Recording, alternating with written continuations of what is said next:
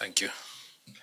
The DIG, Administration Police Service, the commander of this, commandant of this very important college, Mr. Lomatu, the senior officers present, the graduates, ladies and gentlemen, good afternoon.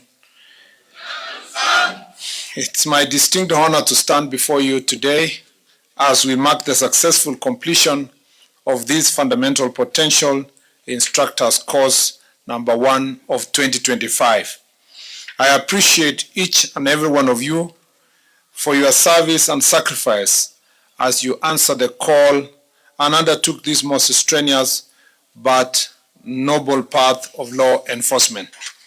We are gathered here to celebrate your dedication and hard work and to acknowledge the valuable knowledge, skills, and attitude you have gained throughout this course. This course was designed to equip you with the tools you need to excel in your roles as instructors in the National Police Service. You've been instructed on leadership, management, communication, problem solving, community policing, and subjected to field training. All these are vital skills for effective policing in our current times. The knowledge and the skills you have acquired will enhance your performance and contribute significantly to the overall success of the National Police Service training, which is designed to produce competent police officers who have regard for human dignity as you make your country a safe and secure nation. Over the past months that you have been a course participant here, you have been challenged mentally, physically, and morally, and you have endured long hours of instructions, rigorous physical drills, and demanding scenarios. All these have been designed to test your endurance, challenge your mind, build your competence, and test your character.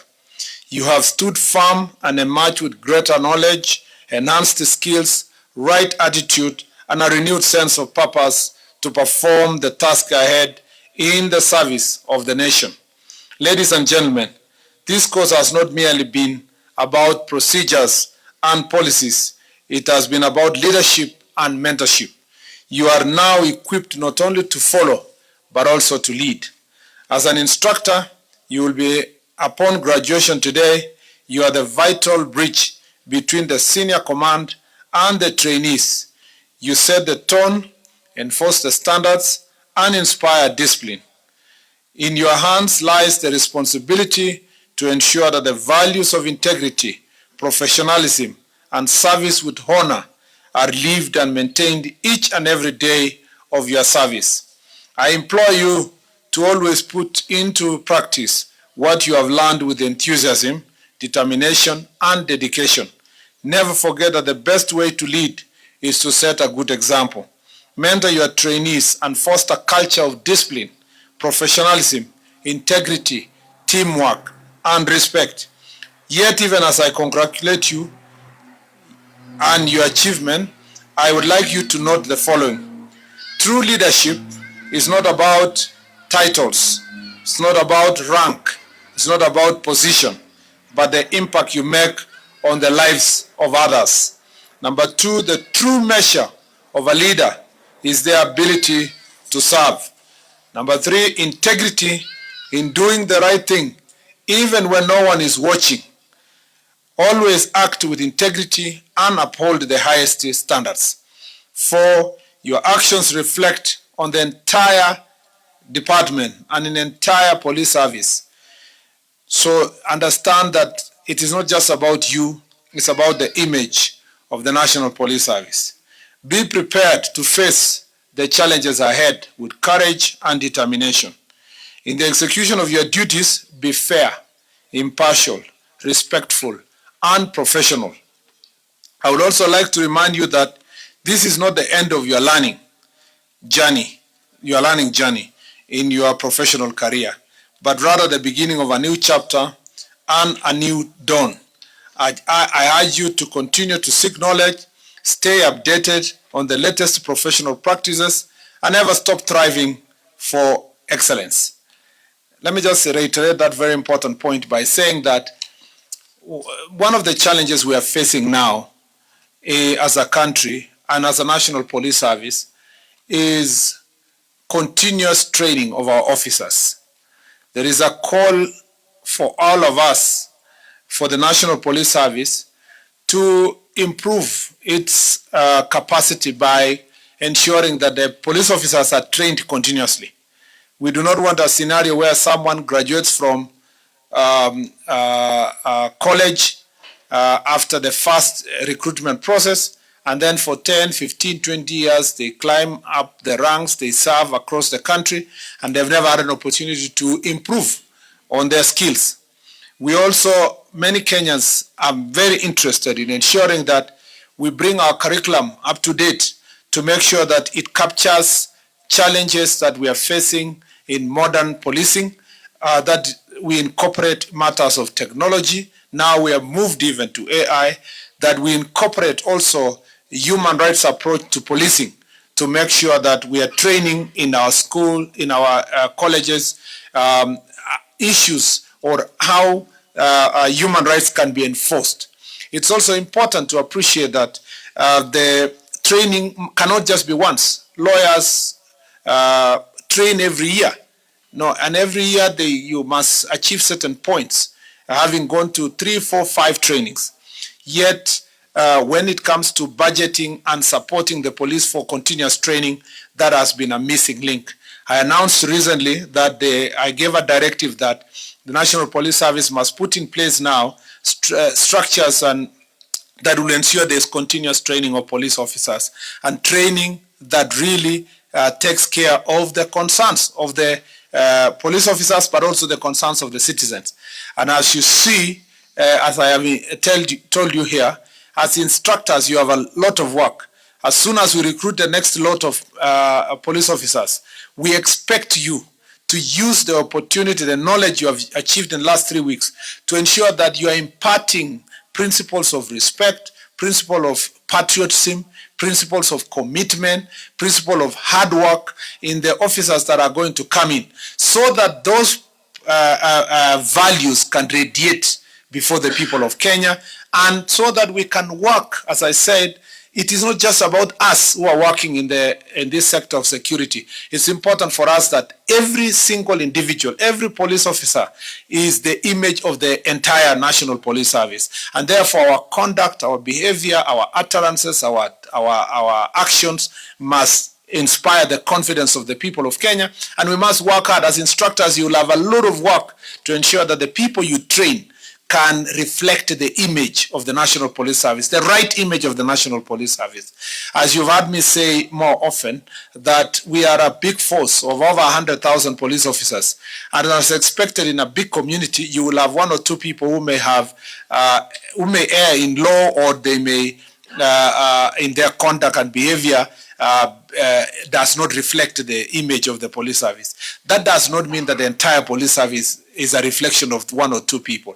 And that's why if you see your cabinet secretary defending the National Police Service, it's because I understand there are men and women like yourself who are inside the National Police Service, who believe in service to humanity, who believe in good relationship with the public, who believe that it's about respect, it's about human rights. And therefore, we need to radiate, we need to see more of that. I know that it's not fashionable in our media circles to report good things.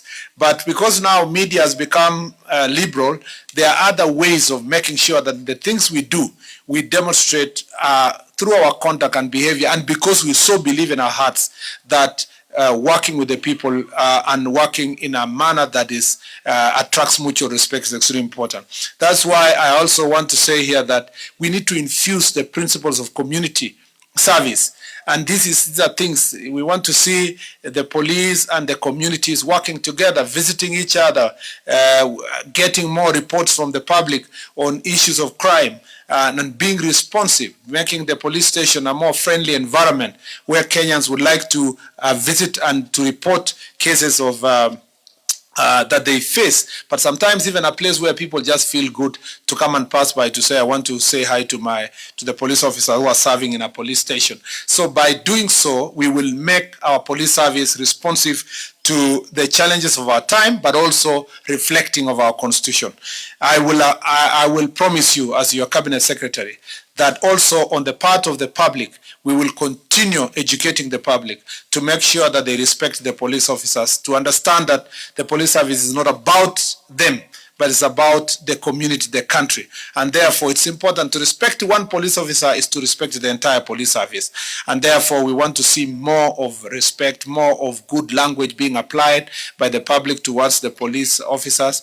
We are also going to protect you against goons, thugs, and violent people who come to the police station to cause havoc, to burn police station, to attack police officers. I'm not going to keep quiet and see you suffer.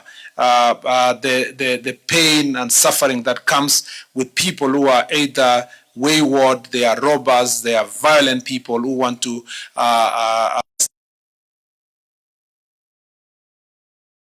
defend the right of the police officers to protect the police station and protect the people of Kenya.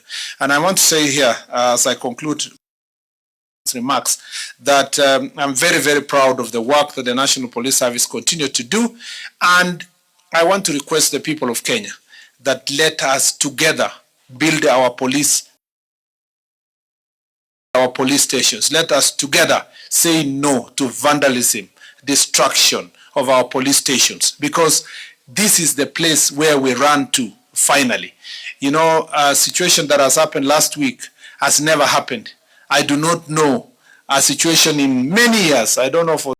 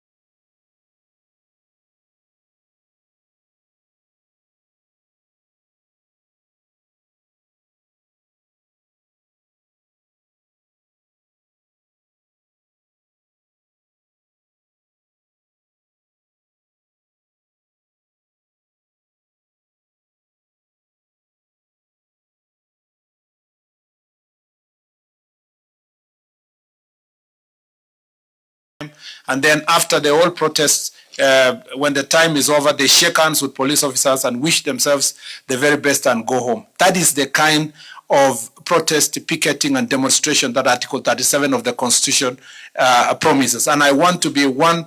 I want us as National Police Service, and I pray the citizens who will be demonstrating will come to our help, and the rest of Kenya, including Parliament, will come to our help. The rest of Kenya, including Judiciary, will come to our help, so that we have proper demonstrations, proper picketing, proper protestation in our designated routes, escorted by police officers.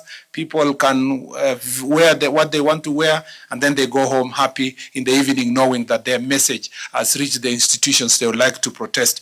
That way, we will now call ourselves a democracy, but not protests where in the evening lives have been lost, property is lost, and people are suffering immense loss. Lastly, I'd like to say that building trust with the public is a key measure of success in public service. I therefore reiterate that policing is not about the expression of power, but about purpose. It is not about control, but about compassion. And most of all, it's not about instilling fear, but commanding respect through firm application of the law and fair dealing with the public. At this juncture, may I express my earnest appreciation to the leadership of the National Police Service, the DIG, Administration Police Service, the commandant of this great institution, the instructors, staff, and everyone who has contributed to the success of this training course. Your commitment to excellence has made a real difference in the lives of these would-be instructors graduating today, and contributed to a professional and people-centered police service. To the participants, once again, congratulations on your achievement. I'm confident that you will make positive impact on the college and the National Police Service as a whole. With these remarks, it's now my singular honor to declare the Potential Instructors Course number 1 of 2025 officially closed. Thank you, and God bless you all.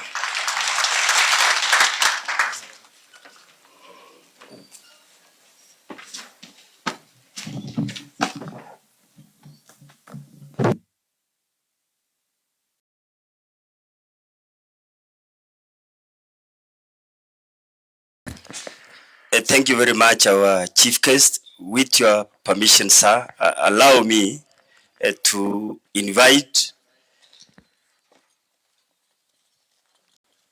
our administration police volleyball team to briefly hand over to you a trophy which they won in Tanzania during the competition called Nyerere Cup. Sir, the team is domiciled in this premier institution. Welcome, volleyball team.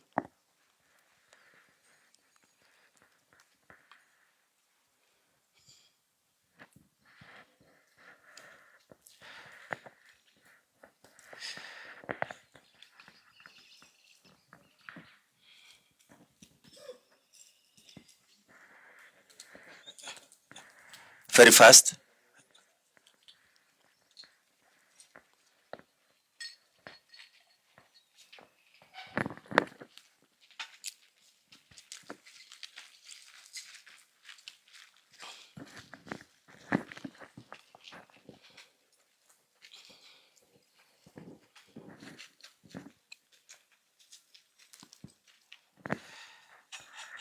Sir, the team before you is the administration police volleyball team, as I have mentioned, domiciled in this National Police College Embakasi A campus. Amongst them is an athlete whom has been representing the administration police service in all national competitions and African championships, and she has been able to win more than 13 gold medals, and he is assembled with the team. So, sir, I would like to invite you to receive the trophy from the volleyball team and the medals from the only female athlete in front of us. Welcome, sir.